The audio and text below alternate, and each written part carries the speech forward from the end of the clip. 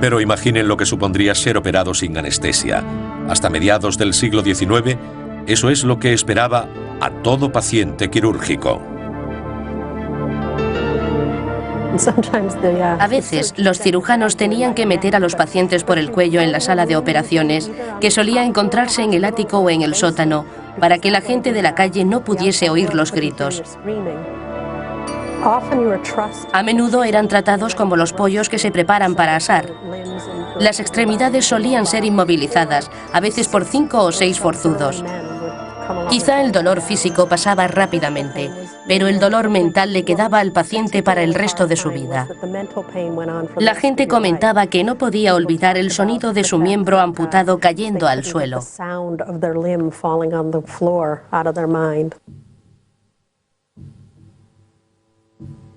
Como el dolor era tan agudo, la velocidad se convirtió en la cualidad más preciada de un cirujano. El doctor Robert Liston era una de las grandes figuras de la velocidad en cirugía. Si uno se detenía a esnifar rapé durante una de sus amputaciones, podía perdérsela. Todos los cirujanos de la época tenían que trabajar muy rápido porque el dolor de una operación sin anestesia es tan severo que el paciente podía morir fácilmente del shock. Muy poca gente podía soportar un dolor tan intenso más de unos segundos.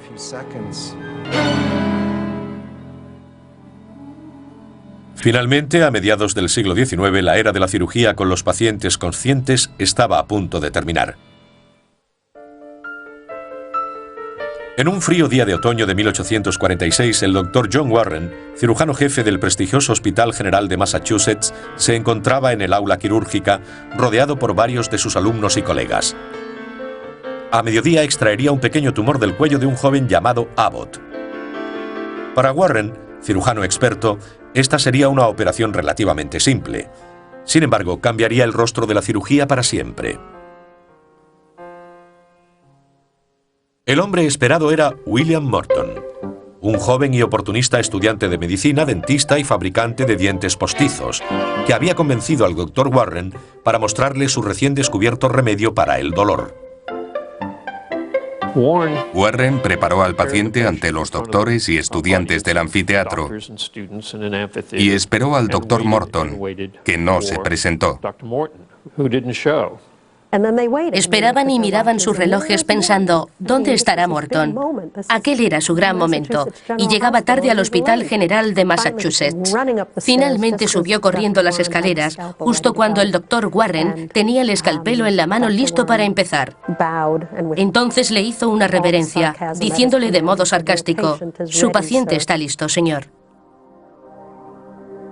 Con movimientos deliberadamente lentos, Morton montó un extraño artilugio de cristal de elaboración propia, que sin que Warren lo supiera había terminado esa misma mañana. El aire se impregnó del olor de aceites aromáticos mientras Morton colocó el artefacto sobre la cara del nervioso paciente y empezó a administrarle su poción. Las manos de Abbott cayeron, mientras éste se sumía en un profundo sueño.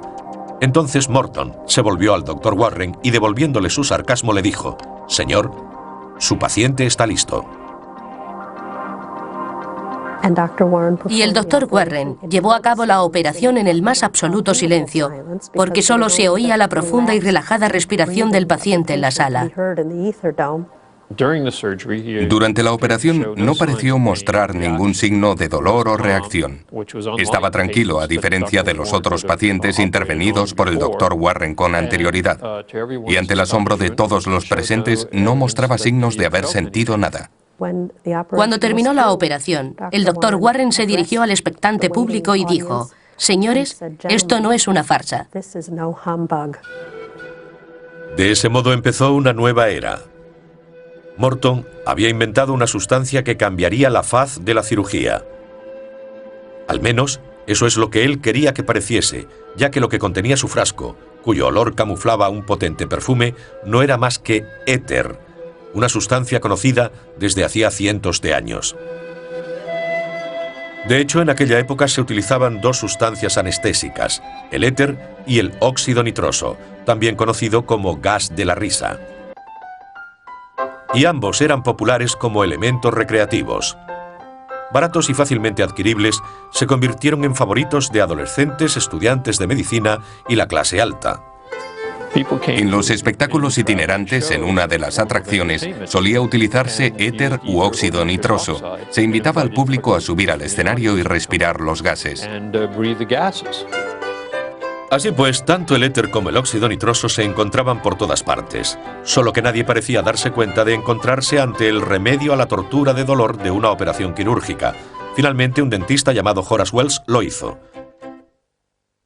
Había participado en una demostración de gas de la risa en una feria rural. Wells vio que uno de sus compañeros de escenario se había hecho un corte en la pierna sin reaccionar ni sentir dolor, y se preguntó si podría utilizarlo en sus prácticas de cirugía dental. Entonces, ¿por qué no se le acredita a Wells el descubrimiento de la anestesia? Porque cuando acudió al Hospital General de Massachusetts para hacer una demostración de cirugía dental sin dolor, no fue tan bien. Desgraciadamente no utilizó la suficiente cantidad de óxido nitroso y el paciente sintió dolor, por lo que todo el mundo le ridiculizó. ¿Y quién se encontraba allí para dar testimonio del fracaso? El antiguo socio de Wells, nuestro amigo William Morton. Este, que había tenido una próspera carrera como estafador antes de entrar en la medicina, siempre buscaba nuevas formas de ganar dinero e inmediatamente vio en el asunto una mina de oro.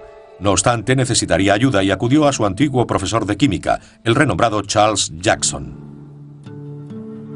Mantuvieron una discusión en la que Morton intentó extraer toda la información que pudo sobre el óxido nitroso.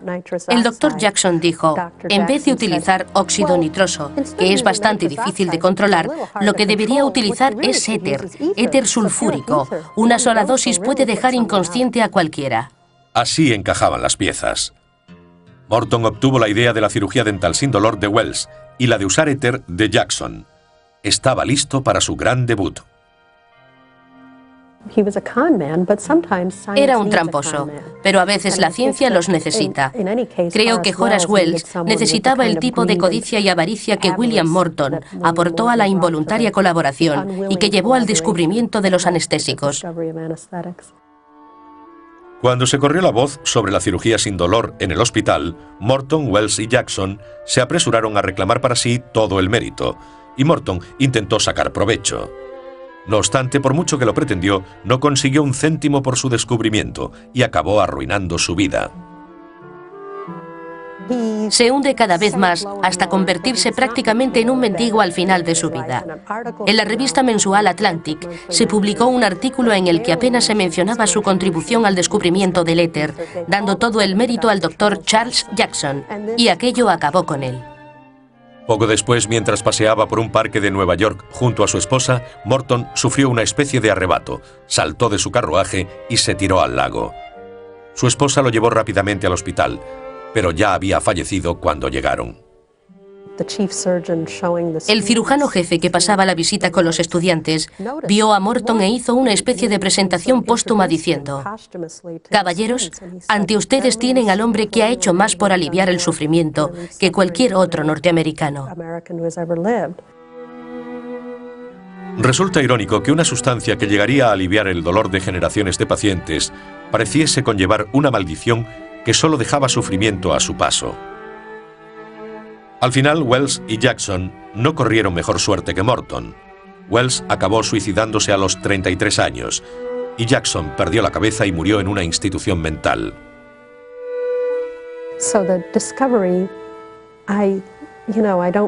No pretendo convertir el descubrimiento en una especie de tragedia griega, pero era como si un dios hubiese enviado un soplo de muerte a cada uno de estos tres hombres.